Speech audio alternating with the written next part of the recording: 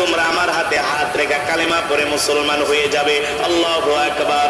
আল্লাহ তাআলা তাদের উপর এমন খুশি হয়ে গেলেন, এমন হেদায়েত দিলেন, ওই মজমার মধ্যে শত শত যুবক আল্লাহর নবীর হাতে হাত রেখে সাথে সাথে কালেমা পড়ে মুসলমান হয়ে বাতিল দূর হয়ে যাবে। এই জমিনে হক প্রতিষ্ঠিত হবে ইনশাআল্লাহ, ইনশাআল্লাহ।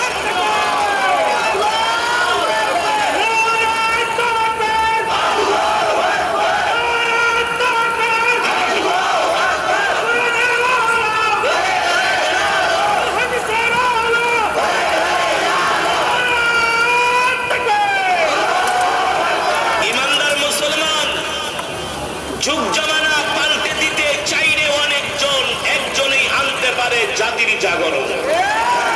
ঠিক কিনা বলেন? আল্লাহর জমিনে দ্বীন প্রতিষ্ঠার জন্য হাজার মানুষের দরকার নাই, ঈমানওয়ালা একজনই যথেষ্ট।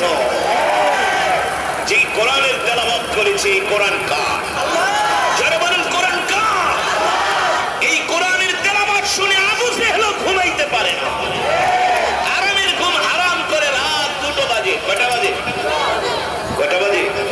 রাত 2টো বাজে। এখন না, সেই 1450 বছর আগের কথা বলছি, সেই 1450 বছর আগের কথা বলছি যুবক।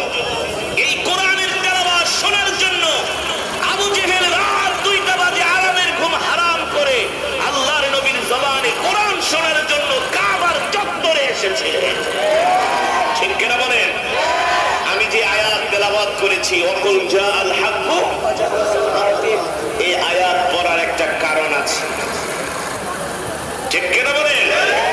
এই ঘুরে দেওয়া সমাজকে কোরআনের সমাজে রূপান্তরিত করতে হবে। আশ্চর্য, যে কোরআনের তেলাওয়াত শুনে আবু জেহেল রাত্রিবেলা ঘুমাইতে পারে নাই, যে কোরআনের তেলাওয়াত না শুনে মুসলমানের বাচ্চারা কিভাবে কোরআনের তেলাওয়াত শুনে ঘরের মধ্যে বসে থাকে, আমাদের বুঝে আসে না। ঠিক কিনা বলেন?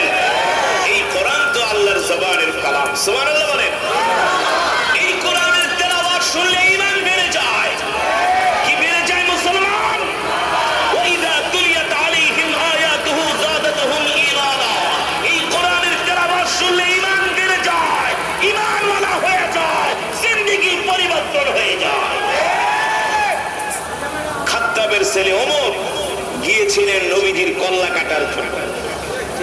ঠিক কিনা বলেন? নাউজুবিল্লাহ বলেন। খাত্তাবের ছেলে ওমর